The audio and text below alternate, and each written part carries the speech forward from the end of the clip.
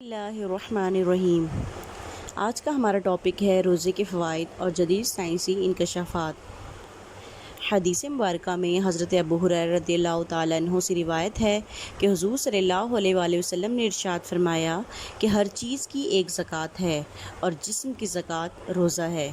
اسی طرح ایک اور حدیث مبارکہ میں حضرت ابو ہریرہ رضی اللہ تعالیٰ عنہ سے روایت ہے کہ حضور صلی اللہ علیہ وآلہ وسلم نے ارشاد فرمایا کہ جس شخص نے بغیر عذر اور بیماری کے رمضان کے ایک دن کا روزہ نہ رکھا تو پوری زندگی کے روزے اس کا بدل نہیں ہو سکتے۔ بحوالہ ابن ماجہ۔ کھجور سے متعلق حضور صلی اللہ علیہ وآلہ وسلم کا ارشاد ہے کہ جو شخص تم میں سے افطار کرنا چاہے تو اس کو چاہیے کہ وہ کھجور سے افطار کرے، اس لیے کہ کھجور برکت کا سبب ہے۔ اگر کھجور نہ ملے تو پانی سے افطار کرے، اس لیے کہ پانی پاک کرنے والا ہے۔ جدید سائنسی تحقیق کے مطابق صبح سحری کے بعد سے لے کے شام تک کھایا پیا نہیں جاتا اور جسم کی کیلوریز یا حرارے مسلسل کم ہوتے رہتے ہیں۔ اس کے لیے کھجور ایک ایسی معتدل اور جامع چیز ہے کہ جس سے حرارت اعتدال میں آ جاتی ہے۔ اگر جسم کی حرارت کنٹرول نہ کی جائے تو مندرجہ ذیل امراض پیدا ہونے کے خطرات ہوتے ہیں: blood pressure, low blood pressure, فالج، لقوہ اور سر کا چکرانا وغیرہ۔ اسی طرح غذائیت کی کمی کی وجہ سے خون کی کمی کے مریضوں کے لیے افطار کے وقت فولاد کی اشد ضرورت ہوتی ہے اور وہ کھجور میں قدرتی طور پر میسر ہوتی ہے۔ بعض لوگوں کو خشکی ہوتی ہے، ایسے لوگ جب روزہ رکھتے ہیں تو ان کی خشکی بڑھ جاتی ہے۔ اس کے لیے کھجور چونکہ معتدل ہے یعنی درمیانی ہے، اس لیے وہ روزے داروں کے لیے بہت مفید ہے۔ گرمیوں کے روزے میں روزہ دار کو چونکہ پیاس لگتی ہے، اگر افطار کے وقت فوراً ہی ٹھنڈا پانی پی لیا جائے تو معدے میں گیس، تنجیر اور جگر کے ورم کا سخت خطرہ ہوتا ہے، اور اگر یہی روزہ دار کھجور کھا کر پانی پی کر پیٹ بھر لے تو بے شمار خطرات سے بچ جاتا ہے۔ اسی طرح گرمیوں میں گرم تاثیر والے مسالے کھانے کے بجائے ٹھنڈی تاثیر والے مسالے مثلاً ہلدی، خشک دھنیا، سفید زیرہ، الائچی، دار چینی، ٹماٹر، لیموں، دہی، آلو بخارا، املی، ہرا دھنیا، پودینہ وغیرہ کھانے میں ڈالنے مناسب ہوتے ہیں۔ گرم مسالے ڈالنے ہوں تو کالی مرچ، ہری مرچ یا پسی ہوئی لال مرچ وغیرہ کم مقدار میں ڈالیے تاکہ معدہ گرمی برداشت کر سکے۔ اسی طرح چاول کا مزاج سرد ہوتا ہے یعنی ٹھنڈا ہوتا ہے تو گرمی میں چاول روزانہ کھانے سے بدن کو ٹھنڈک ملتی ہے۔ گرمیوں میں چاول کے ساتھ سبزیاں کھانا زیادہ مفید ہے۔ دہی، کھچڑی گرمیوں کی بہترین غذا ہے۔ یاد رہے، دیگ کے مسالے دار لذیذ بریانی صحت کی دشمن ہے۔ پانی میں ابلے ہوئے چاول کھانا مناسب ہے۔ روزے دار کو چونکہ پورا دن روزہ رکھنے سے گرمی میں کمزوری محسوس ہوتی ہے تو کمزوری دور کرنے کا ایک نسخہ بتاتے ہیں۔ 2 چمچ چینی، بہتر ہے کہ براؤن شوگر لی جائے، اور 1 چمچ سفید نمک آدھے کلو پانی میں ڈال کر ابال لیجئے۔ ٹھنڈا ہو جانے کے بعد افطار میں 1 گلاس پانی پی لیجئے۔ جسم میں پیدا ہونے والی پانی کی کمی اور کمزوری انشاءاللہ تعالی دور ہو جائے گی۔ شوگر اور ہائی بلڈ پریشر کے مریض ڈاکٹر کے مشورے کے مطابق یہ عمل کریں۔ پانی کے نمکیات کا توازن برقرار رکھنے کے لیے ORS کا استعمال کیجیے۔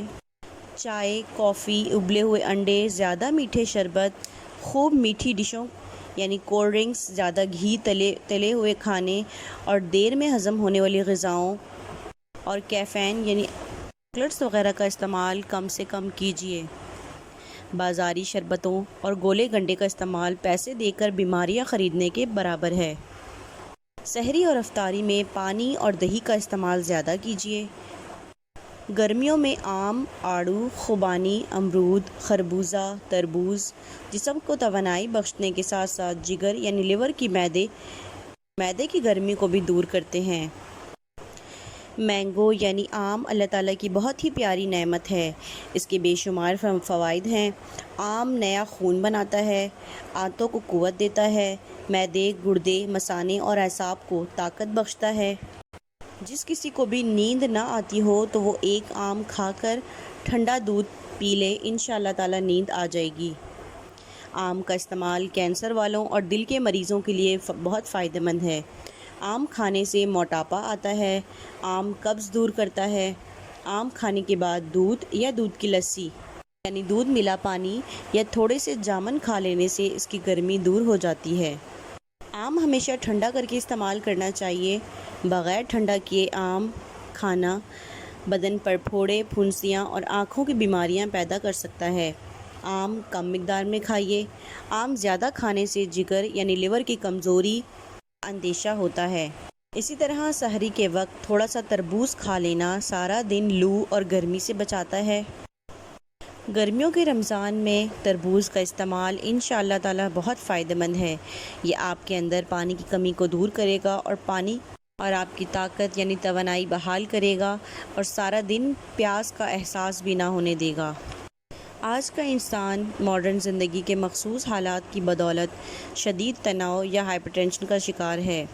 رمضان کے ایک مہینے کے روزے بطور خاص اس پریشر کو کم کر کے انسان کو بے حد فائدہ پہنچاتے ہیں۔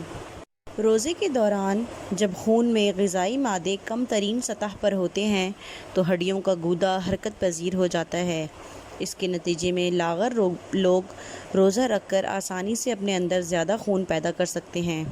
بہرحال یہ تو ظاہر ہے کہ جو شخص خون کی پیچیدہ بیماری میں مبتلا ہو اسی طبی معائنے اور ڈاکٹر کی تجویز کو ملحوظ خاطر رکھنا ہی پڑے گا۔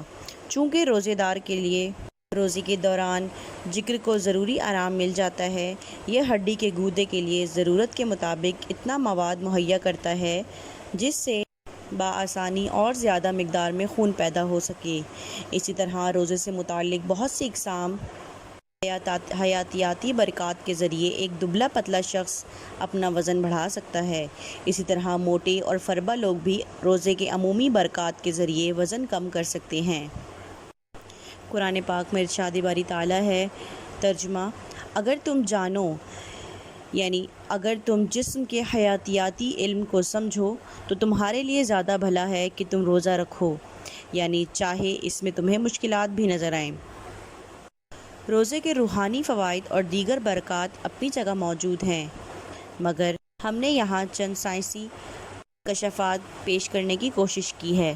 صرف سائنسی تحقیق نے یہ تسلیم کیا ہے کہ ایسا دین اسلام جس کے نظام کو صرف آپ دیکھیں تو فائدے سے کوئی چیز خالی نہیں۔ نماز پڑھو تو فائدہ، زکوٰۃ دو تو فائدہ، روزے سے جسمانی فائدہ، الغرض کہ ہر چیز میں فائدہ ہی فائدہ۔